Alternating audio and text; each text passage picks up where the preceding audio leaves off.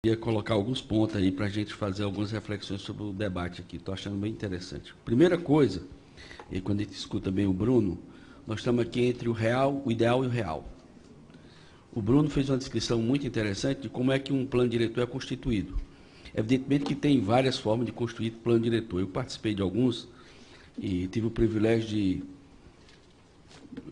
construir o plano diretor de Sobral, a cidade do Ceará, que tem hoje quase 6 mil habitantes, ao lado do Fausto Nilo, poeta, cantor e compositor Fausto Nilo, que é um grande arquiteto e trabalha bem essa questão da necessidade do adensamento urbano para que você possa otimizar a questão da infraestrutura urbana. E eu fui muito disciplinado, inclusive tive o privilégio de fazer o plano e depois construir várias unidades de saúde, obedecendo o plano, trabalhando, inclusive, fui muito disciplinado nisso aí. Agora, nós estamos diante aqui também de algumas coisas que eu considero interessantes, que é o consenso do conceitual. Aqui, pelo que eu estou entendendo, não há nenhum dissenso conceitual. Não vi em nenhum momento o Ezequiel ser contra a infraestrutura urbana, essa questão toda. Mas nós estamos também diante de nós temos um consenso conceitual, todo mundo aqui defende moradia digna, tanto é que a nossa frente, o foco dela é moradia digna, né? Nós defendemos, inclusive eu como professor de saúde pública, entendo que a habitação é um determinante social e saúde importante, né? Lixo, saneamento básico, né? Aliás, há uma grande reflexão de um grande geógrafo, Yves Lacoste, que é um geógrafo francês, que ele começa o livro dele sobre geografia humana perguntando quem contribuiu mais para a humanidade do ponto de vista da sua longevidade. Foi a engenharia ou foi a medicina, né? Evidentemente que as obras de engenharia contribuíram muito mais, né? A medicina vai atrás do que a engenharia faz. Talvez a reforma urbana de Paris foi a grande responsável por um conjunto de melhoras importantes. A reforma urbana do Rio de Janeiro, enfrentada por Oswaldo Cruz, a ferro e a fogo ali para fazer a grande reforma urbana do Rio de Janeiro, deu contribuições importantes do ponto de vista da qualidade de vida das pessoas. Agora, nós estamos também diante de um dissenso prático.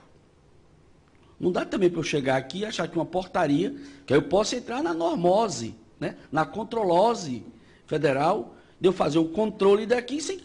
Esse país tem 5.570 municípios. 4 mil municípios têm menos de 20 mil habitantes. Certo? Toda essa população precisa de moradia digna. Agora, eu não posso construir uma portaria que eu vou forçar uma realidade que é falsa. Pelo menos até onde eu estou entendendo. Ela é falsa. Porque ela coloca a necessidade de construção de infraestrutura urbana. Quem vai fazer? De onde é que vai sair o dinheiro? E o povo vai ser vítima disso? Então, eu acho que nós temos que fazer esse alinhamento. O que a portaria é extremamente autoritária, porque ela cria uma norma, ela cria um tempo, mas alienada. Ela está totalmente alienada da realidade. É uma portaria desconectada da realidade, na minha cabeça. Eu fico muito à vontade porque fui gestor do SUS 20 anos, fui gestor do Ministério da Saúde, e criamos muitas jurisprudências em várias áreas. Talvez, para mim, a mais importante foi ter criado mais médicos. Né? Quando nós dissemos que o Brasil precisa de mais médicos, o Conselho Federal de Medicina não precisa, precisa. Nós mostramos e ainda hoje precisa. Né? Nós chegamos a ter 11 mil médicos cubanos no Brasil. 11 mil médicos cubanos eram, sem dúvida nenhuma, 40 milhões de pessoas sem assistência para pré-natal, para puericultura, para hipertensão, para diabetes. Então, aí nós criamos o programa, construímos uma lei, uma coisa foi vinculada à outra. Você constrói uma portaria, mas ela está desconectada da realidade, você vai punir a população. Você vai punir quem? É o velho Foucault, né? Vigiar e punir. Eu estou vigiando e estou punindo. Eu estou vigiando, não pode construir, e estou punindo quem construir. E culpando a população, que é papel do Estado. Saneamento, água, pavimentação, é papel do Estado brasileiro. União, Estados e municípios. Então, nós temos que fazer, porque senão eu pego a consequência e coloco ela como causa. Não há dissenso em relação, na minha concepção, não fiquei convencido aqui de que essa portaria resolve o problema. Ela já não resolve nada. Nada. O que resolve é orçamento. O que resolve é a gente colocar no orçamento da União, dos estados e municípios, criar planos de Estado, não pode ser plano de governo, porque chega um, tira tudo, né? Graças a Deus, essa casa aprovou essa semana um projeto de lei da minha autoria, que cria o Plano Decenal da Saúde. Olha só que loucura a saúde. Um ministro por ano. Um ministro por ano.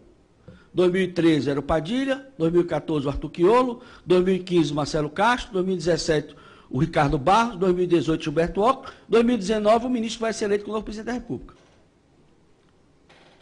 E no meio disso você teve um golpe parlamentar que o que assumiu achou que estava fazendo a revolução do SUS, um engenheiro que se dizia, meu colega aqui da casa, mas se dizia que era o maior, né, autoridade do SUS do mundo. Mas como não tem um plano de Estado, o cara chega e faz o plano dele e acha que é um plano de Estado. Então, eu entendo, o que é que nós precisamos? Nós precisamos ter um plano decenal de habitação da União, dos estados e dos municípios, que possa ter visibilidade. Nós estamos diante de uma situação, e aí, viu, Carmen, eu queria depois você falar um pouco sobre isso, porque eu tenho que separar o joio do trigo. Nós não estamos aqui, pelo menos assim, o que a gente tem discutido aqui na casa, o que eu já discutimos na frente, ninguém está discutindo aqui, o pequeno construtor picareta, bota na cadeia, prende. Ninguém está defendendo isso. Aí tem o direito do consumidor, que tem que ser, e punir claramente. Agora, você tem um segmento que construiu 2 milhões de habitações, o povo está morando lá. Eu acho que pode ser, eu acho que é estatisticamente desprezível frente aos problemas que possam ter, frente à quantidade de habitações que foram entregues. Que no faixa 1 também tem, de várias ordens.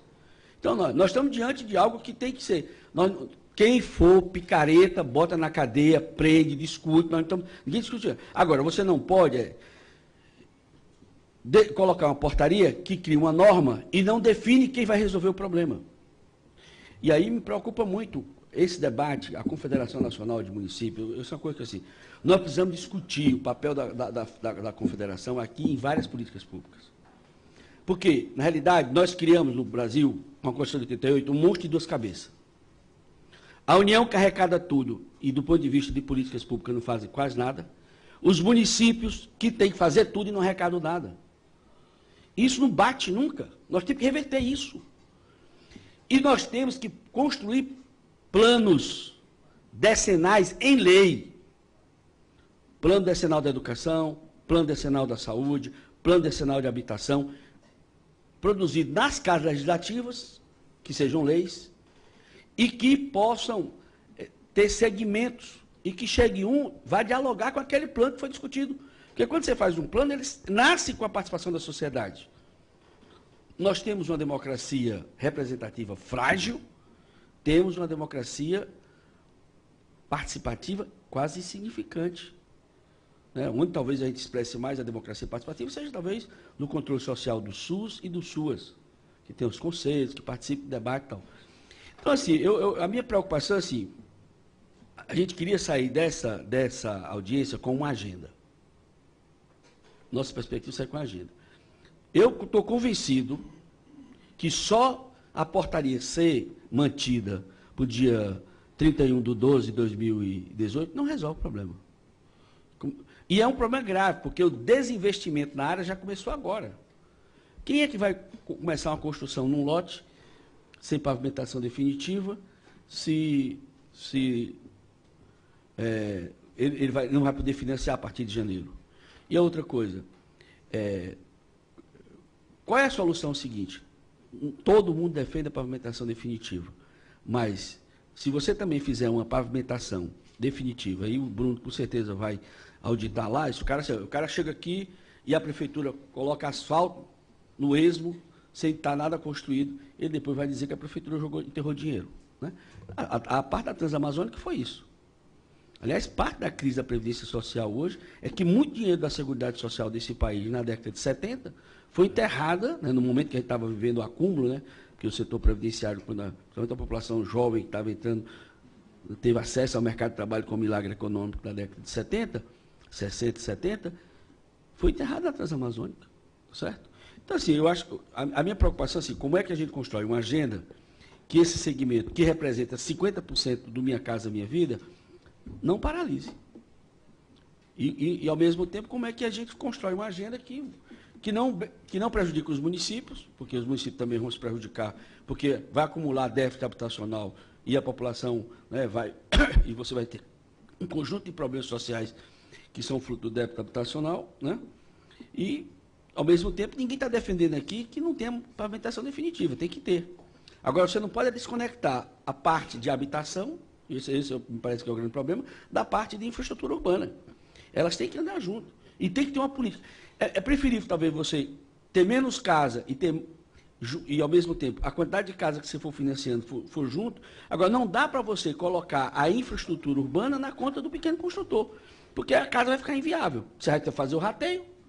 Se você constrói uma casa de 150 mil reais e vai jogar 2 milhões para fazer a pavimentação, esses 2 milhões vai ter que vir para o valor da casa. Então, ela fica inviável do ponto de vista do financiamento. Então, tem algumas coisas assim, que eu acho que esse é o debate que a gente tem que fazer, de quem vai pagar a conta, de como é que vai ser feito, e a sociedade não seja prejudicada com isso.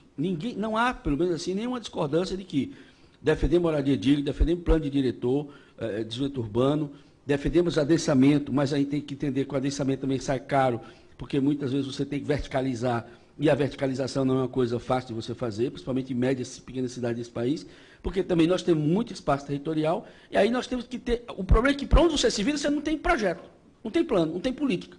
É uma política pensada no esmo, no solto. Nós precisamos alinhar isso. Eu acho que esse é o desafio. Como fazer o alinhamento das políticas interfederativas no campo habitacional, associado com a infraestrutura urbana. Eu acho que esse é o desafio que está colocado aqui, pelo menos é o que eu estou entendendo, e eu acho que eu queria que a gente começasse a falar um pouco sobre isso.